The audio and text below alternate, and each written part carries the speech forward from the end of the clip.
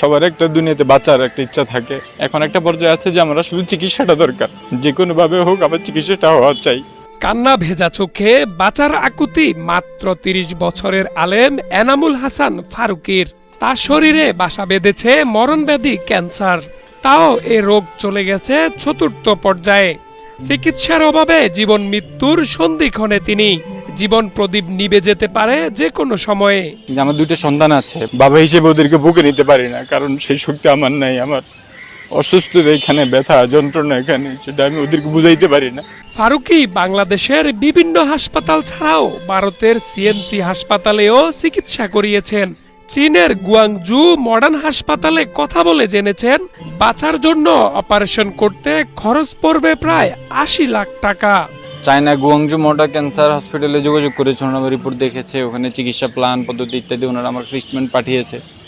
প্রায় ৪.৫ লক্ষ young RMB, China টাকায়, বাংলা টাকায় যেটা প্রায় ৮০ লক্ষ টাকার মতো শুধু হসপিটাল খরচ। এর বাইরে ওখানে থাকা খাওয়া অন্যান্য এভরিথিং মিলে প্রায় কোটি টাকার মতো একটা অবস্থান।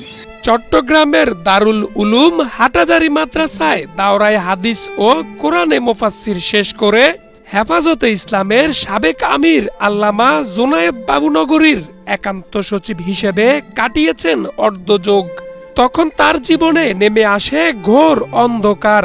হামলা মামলায় জর্জরিত হয়ে ২৪ দিন রিমান্ডে ছিলেন শুধু দায়িত্বের কারণে। রিমান্ডে তার সাথে ঘটে বর্বর নির্যাতন।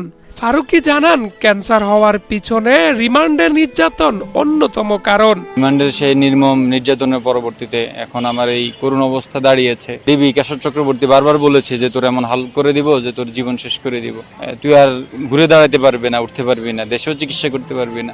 নোয়াখালী জেলার চাটখিল উপজেলার বাসিন্দা ২ সন্তানের জনক এ আলেম জানান, হেফাজতের আমিরের সাথে বিশ্বাসঘাতকতা করেননি বলেই তার জীবনের আজ চরম দুরবস্থা।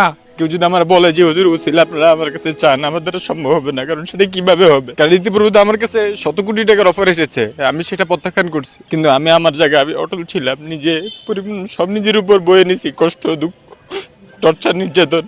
কিন্তু আমি একটা মুহূর্তের জন্য হুজুরের বিরুদ্ধে বলি নেই, দ্বীনের বিরুদ্ধে বলি। হেফাজতে ইসলামী তাদের সাধ্যমতো চেষ্টা করার পরেও সমাজের বিত্তবানরা তার চিকিৎসায় এগিয়ে আসলে দুরারোগ্য মরণব্যাধি ক্যান্সারের হাত থেকে হয়তোবা মুক্তি পাবে এনামুল হাসান ফারুকী, এমনটাই প্রত্যাশা সকলের।